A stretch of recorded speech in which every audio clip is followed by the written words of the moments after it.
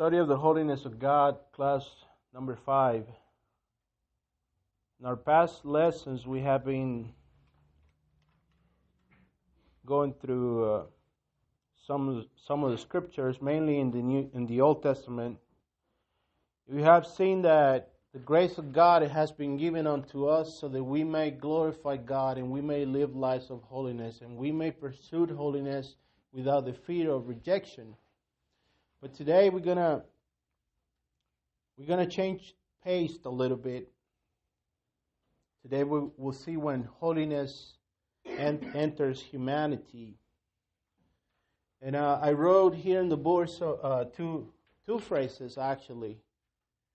And one of the phrases is personality imputation to nature. And the other phrase is psychological disintegration. And these two phrases were developed. This concept was developed by a philosopher and psychologist named Sigmund Freud. In the 19th century, took place a revolution in the realm of philosophy. This event is known as the Enlightenment. Part of this was a movement that originated in Germany. There was a paradigm shifting in philosophy. Before the 18th century, it has been said that theology was the queen of science, and that philosophy was her handmaiden. But entering the 18th century, there was a paradigm shifting in philosophy, in the attitude of men and the scholars. And this movement originated in Germany. This was known as the biblical hypercriticism, or what is known as the naturalistic view, naturalistic theology. Men such as the German theologian Rudolf Bultmann mastered the view of, unquote, one cannot continue using all the technological advances such as modern medicine and continue believe the supernatural aspects of the New Testament. End of quote. Let me repeat that one more time. Bultmann said, men cannot continue using all the technological advances, all the developments in technology as the modern medicine and continue to believe the supernatural aspects of the New Testament. Also, there was another philosophy emerging in the late 18th century and through the 19th century all the way until the present day. Men such as Karl Marx, Nietzsche, Jean-Paul Sartre, and Sigmund Freud took the position of saying God is dead. There is no God. There is no God now. When that was automatically assumed, then these atheists were left with the task of explaining why, if there is no God, why is man not only Homo sapien, but also Homo religiosus? If there is no God, then why is man so religious? You see, the atheists on the 18th century assumed there was no God. We know better now. So they were left with the task of knowing why then is there religion. Why is man so religious? This was the task of the 18th century atheists. Okay, well, you're saying there is no God. Okay, so then explain to me why is man so religious? One of these philosophers, Sigmund Freud, developed a theory that is fascinating. Sigmund Freud developed the theory of the imputation of personality to the natural elements, which is our word right here. The word imputation means to assign, to give, to put into.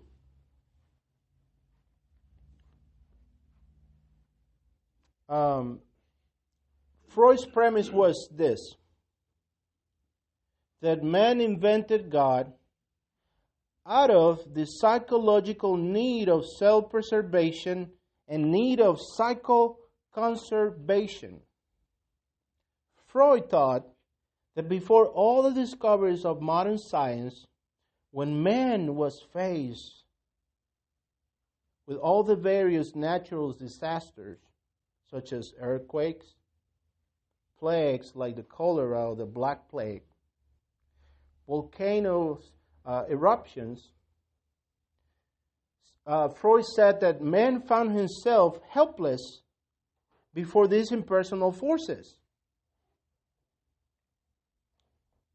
And out of this need for psychological conservation, out of this need to keep his sanity, to avoid a psychological disintegration, man resolved to impute personality to the impersonal forces of nature.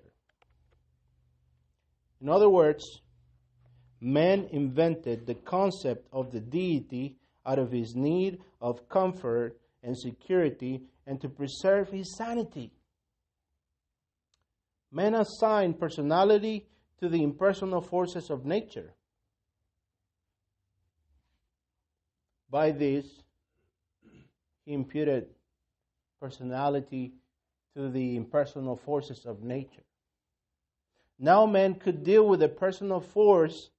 Rather, now man could deal with a personal force. Now man could deal with a God rather than an impersonal force. Now man could have a psychological pillow. Thus, not fell into a fatalistic mentality, a bleak, grim, morbid view of life.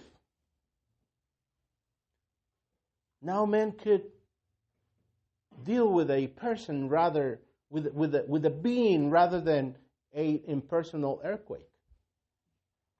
This was Freud's theory. This is how he explained the concept of religiosity. Now man could strike bargains with the deity and be comfort. Now man could appease the deity and have hope. Freud's theory is fascinating. He explained in this way why is man so religious.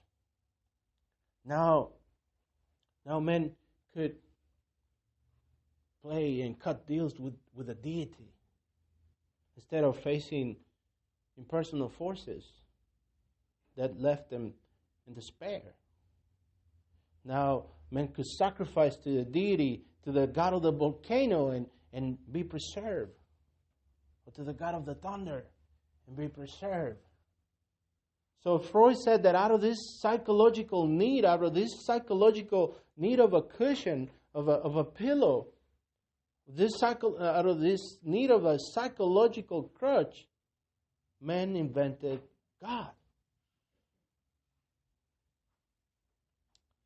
Now, it is possible, hear me right, it is possible that man could have invented the deity out of the need of self-preservation.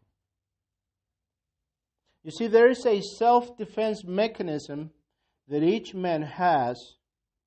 This helps us to cope with life. This is why there is many people who can go through life never thinking of the fact that one day they will have to face death. This mechanism would be, according to Freud, the author of the deity. Now, what we're going to do here today, we are going to put Freud's theory to the test. We're gonna grab Freud's paradigm and we're gonna use it to cross-examine the God of the Bible. That's what we're gonna do today. Now, if we take Freud's premise and use it to cross-examine the God of the Bible, we find a total different pattern of logic. Freud's premise is this: man invented God because of his need of a psychological crutch. Okay? That's the premise of Freud. That is why man is so religious. Now, he says that man needed a cushion, a support, someone who he could appease, strike bargains with. Now, if Freud is correct, we will find this premise encrusted, embedded in the God of the Bible. If the God of the Bible is just a human figment, an invention to psychologically protect men, then this God will be in conformity to this paradigm of Freud. It will be in conformity with Freud's theory, and that's what we're going to do today. We're going to use that paradigm to cross-examine Freud's theory. Now for that, we're going to go to the book of the prophet Isaiah, in chapter 6. Is he going to get some charcoal? No. You're getting close to that. You're getting close to that, yes. The part where that angel with all his crazy wings touches his tongue. Yeah, there you go. Okay, we're going to start in Isaiah chapter 6, beginning in verse 1. And here we see that the prophet says that in the year that King Uzziah died, I saw also the Lord sitting upon a throne, high and lifted up, and his robe filled the temple. Above it stood the seraphims. Each one had 6 wings. With 2 he covered his face, and with 2 he covered his feet, and with 2 he did fly. And one cried unto another and said, Holy, holy, holy is the Lord of hosts. The whole earth is full of his glory. Now the emphasis of this is the holiness of God. The angel uses the form of the superlative in the Hebrew literature 3 times, holy. And the post of the door moved at the voice of him that cried, and the house was filled with smoke. Then, says the prophet, said I, Woe is me. And I like the way the King James render this, for I am undone. You see, he says, I am undone. This word denotes moral disintegration.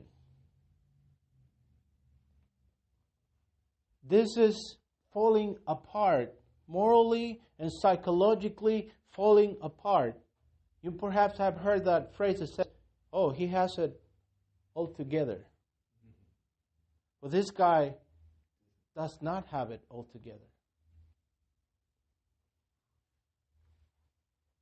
He says, because I am a man of unclean lips, and I dwell in the midst of people of unclean lips, for mine eyes have seen the King, the Lord of hosts. Here we see the prophet. He's falling apart. Why? Why is the prophet falling apart? You see, when encountered face to face with the holiness of God, here we see the prophet's reaction. The prophet's reaction when confronted to that which, according to Freud, he should be able to appease. He should be able to bargain with. That which, according to Freud, was invented by man to bring solace, to bring comfort, to bring peace to his soul, was the very thing that had caused the prophet to say, "Woe is me, I am undone." The highest weight of indictment, the oracle of doom, was that phrase, woe. That is what the prophet of the Old Testament will say to the people of Israel when they have fallen into idolatry. Woe, woe.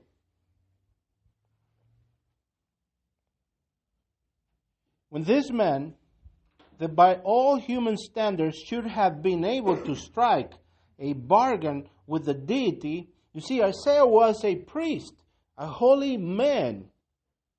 What could it cost this man to pronounce a curse upon himself and express an utter desperation, to be undone, psychological disintegration, the very thing that, according to Freud's premise, should give moral stability, was the very cause of the moral disintegration of the prophet. The prophet had encountered the thing that defiles Freud's theory, the holy. This holiness threatened Isaiah more than any natural force.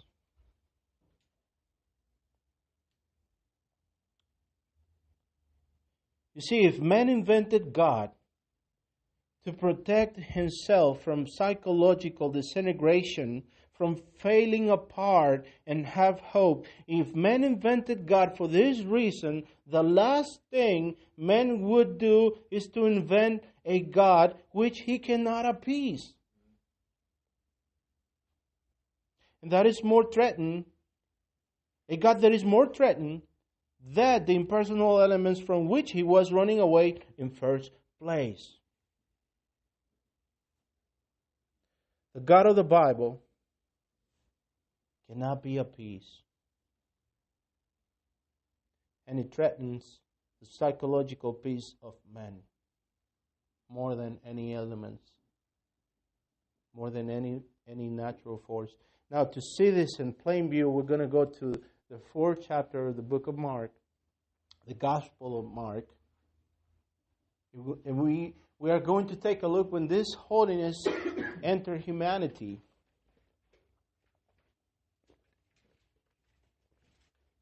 This is model for us by the person of the Lord Jesus Christ.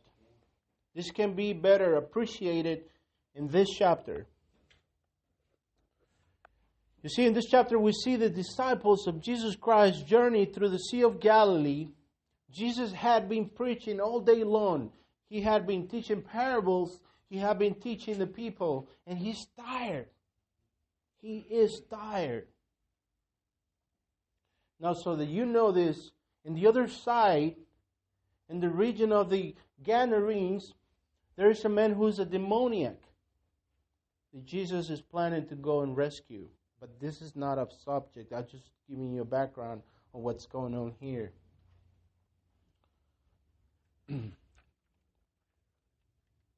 Now, we're going to pick it up from verse 35. And we see that Mark tells us that on that day, when evening had come, he said to them, "Let us go across to the other side." And leaving the crowd, they took him with them in the boat, just as he was. And the other boats were also with him. So this was not only a boat, was a fleet of boats going across Galilee. Now this is when evening was coming, and the Greek means that when the night was falling, this took place.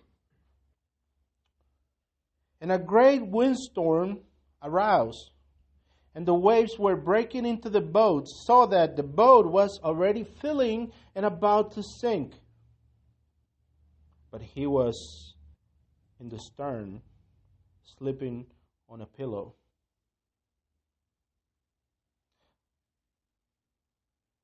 And they woke him and said to him, Rabbi,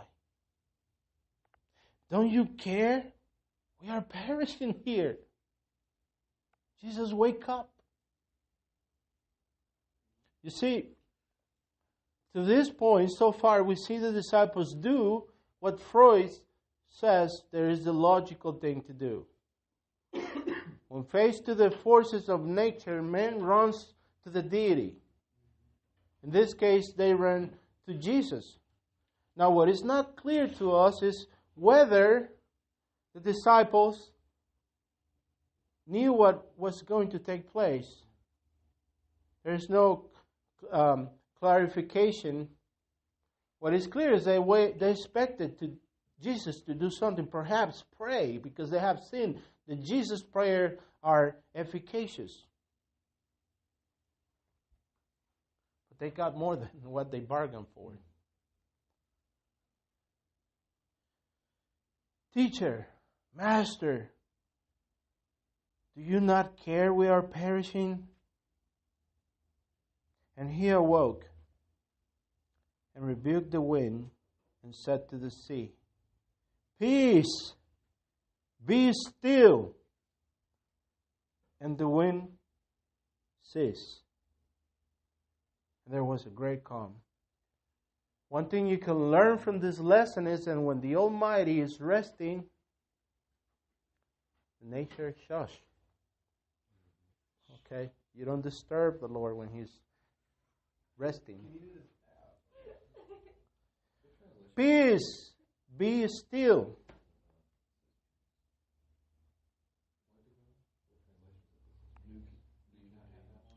Peace, be still. And the wind ceased, and there was a great calm. Now, at this point, you would think that the disciples will grab their southwesterns and throw them in the air and say, Oh, Jesus, we knew you could do it. Wow, amazing. Right? But let's see what it says. Verse 40. He said to them, Why are you so afraid? Have you still have no faith? Now listen, verse 41. And they were, if they were afraid before, here he says, and they were full of great fear, and said to one another, What manner of man is this, that even the wind and the sea obey him? You see, here we see the seasoned fishermen, when facing the impersonal forces of nature, were driven to the point of despair by this great windstorm. So far, this had followed the logical pattern of Freud's theory. When faced with the impersonal forces of nature, men seek comfort in the deity. In this case, they look up to Jesus, to their master, but they got more than what they bargained for. It is possible that they thought that Jesus probably was going to pray or something of the sort, but instead they were face to face with the holy God of the Bible, and they were terrified. You see, as human beings, we have an internal cataloging system within us. Each time when we meet a person, internally we are automatically performing an assessment of that person. We say friend or foe, You see, we base this assessment upon faces, expressions, or tones of voice. When we meet a person, we automatically try to put a person on a slot, friend or foe, or this or the other, depending on what we can perceive by our senses. That is part of our self-preservation mechanism of protection.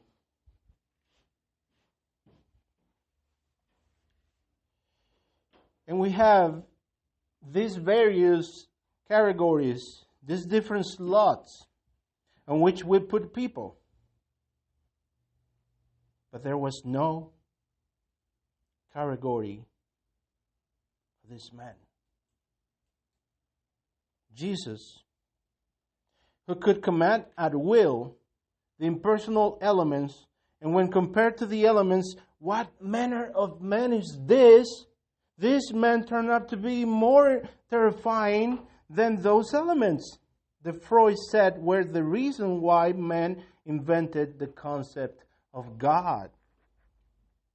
You see, Freud was right in this sense, that if man invented God, man would have never invented a God who is holy and cannot be appeased by men. And it threatens men more than those impersonal forces of nature. The last thing men will invent is a God who is holy and who says that we could never be good enough for Him. That would be psychological suicide. Unless you're a masochist. But according to Freud's paradigm, according to Freud's theory, premise, the man invented the deity because he needed a cushion, a crutch. Right? And we face that argument sometimes when we share our faith with people. Oh yeah, well that works for you, that is fine. Right? Oh, if faith is good for you, well religion is okay, it's good. So long, whatever makes you float, you both float, it's fine. Right? We encounter that argument all the time. But when we think things through, we see a different outcome. The last thing men will invent is a God who threatens him more than the forces of nature. If you remember the Israelites in the book of Exodus, when they were in the wilderness, and they were forbidden even to touch the mountain where the Lord was. And they begged Moses, please do not let us hear His voice because it's so terrifying. This is not an invention of man. So what Freud ended up doing is proving that the God of the Bible could not have been an invention of man. Now we see that there was a man, and this is in the honor of the days that we are living.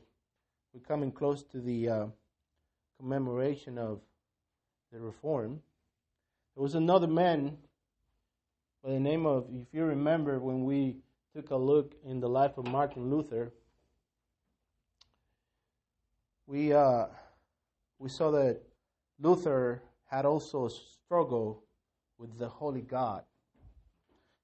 This holy God tormented the poor Augustinian monk who tried to escape this holy God within the walls of the cloister. This monk, he tried to win his redemption through his monkery, as he once said. Luther did not possess those defense mechanisms. Luther struggled with this holy God. Luther knew that if judged according to this holy standard of this God, Luther stand no chance. For this, Luther will go for hours and hours into confession. If you remember, we talked about this. Luther will go into confession to his father confessor, and he will go 1 hour, 2 hours, 3 hours.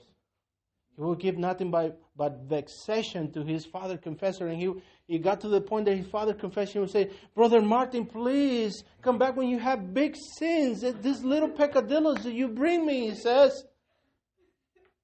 Please. Because, he will go into confession, and the father confessor will say, Te absuelvo, give him the holy pronunciation of the priest, the absolvation of his sins, and he will have peace for a little bit, and then he will remember a sin, and then he will go and be driven back to despair. And there you go again, Martin Luther back to the confessionary. And he struggled for 7 years like that. If you remember, Luther was one day coming from the university heading home, and he was riding his horse, and he was struck close by a lightning that almost killed him, and he fell off from his horse to the ground, and he was caught in the middle of this windstorm. And Luther cried out, Santana, Santana, Saint Anne, save me. Saint Anne was the patron saint of the miners. His father was a copper miner. And he promised, if he spared, he was going to become a monk. So Luther went through with his promise and showed up in the Augustinian cloister and knocked on the door that day. They opened the little door. There was Martin Luther. And they asked the question, what do you want? He says, God's grace and your help. So the Augustinian monks took him in, things that they regretted to this day. But Luther struggled with that for 7 years, until one day Luther was preparing. At this point, he was already a doctor in theology. He had a doctorate in theology. At this point, he was a doctor of the church, and he was preparing his lessons in the book of in the epistle of Saint Paul to the Romans, and he came across to that part in chapter 1, in verse 16 and 17, when the apostle says, "For I'm not ashamed of the gospel, because the gospel is the power of God unto salvation. And in this gospel, the righteousness of God is revealed."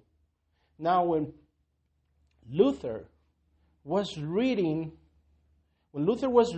this, he was reading it in the Latin, Vulgate Latin version of the Catholic Church. But Luther had come across the just recently edition of the Greek New Testament by Desiderius Erasmus. Now, Luther was reading the Greek, not the Latin. And in the Latin, the justice of God was referring to that justice that belongs to God. But in the Greek, was said that this is the justice of God that God reveals by faith. And just like the apostle quotes from Habakkuk chapter 2 verse 4, it says, "The righteous shall live by faith." And Luther said that when he understood that the righteousness by which Luther was going to be saved wasn't his own righteousness, but it was the righteousness of Jesus Christ, this man who had been tormented by this holy God. Luther did not have this mechanism of self-preservation. He was exposed to the wrath of God, to the holy God of the Bible, and Luther knew there was nothing in Luther that could appease this God. Luther says, when I understood and heard these words, Luther says that it was like the doors of paradise swung open before him, and I walked in, he says, and I was born from the Spirit. See, there have been many psychologists that had tried to apply their trade to the life of Martin Luther, and Luther had been criticized because of this spell in his life. Luther had been accused of being a maniac and a phobic and many other things. And there were some things in the life of Luther and his personality that truly got him into trouble. One of the things that he was super bombastic. You know, when arguing with his peers, when he had his disputations against the Catholic Church, he would say things like, "The dogs are beginning to bark." So he was rather rash sometimes. But you see, what the psychologists cannot understand is why this obscure Augustinian monk dare to stand against the whole world, against the Holy Catholic Church as it was called in those days, and say that a man doesn't need the Pope, doesn't need the sacraments of the church, or that all he needs is Jesus Christ. And in this he stands. He said that salvation by faith alone is the article by which the church stands or falls. And because of this, Luther was willing to negotiate with no one the gospel.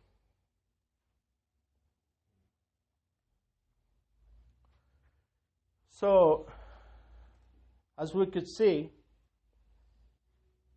when we put Freud's theory and picked up his paradigm and matched it against the God of the Scriptures, what Freud does at the very end is just to prove that the God of the Gospel, the God of the Bible, the Holy God of the Bible, the Lord Jesus Christ, cannot be a figment of human imagination.